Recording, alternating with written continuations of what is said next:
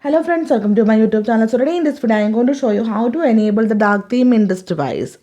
So in this device you can see I didn't enable the dark theme in the control center also you can see here. So let me show you how to enable this one. For this, go to settings, tap on display. Here you can see the option dark theme. First, to enable the dark theme, turn on this one. Now you can see the dark theme is enabled.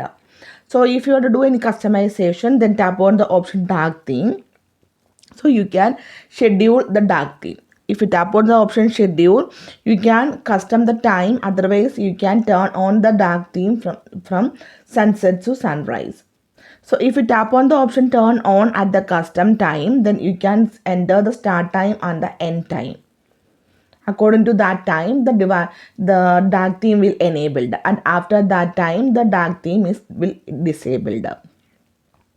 If you want to enable from the sunset to sunrise, then tap on the option schedule, turn on the tap on the option turn on from sunset to sunrise. Okay, so simply in this way you can enable and you can customize the dark theme settings in this device. So hope you guys enjoy this video. Thank you for watching. Thank you. Bye bye.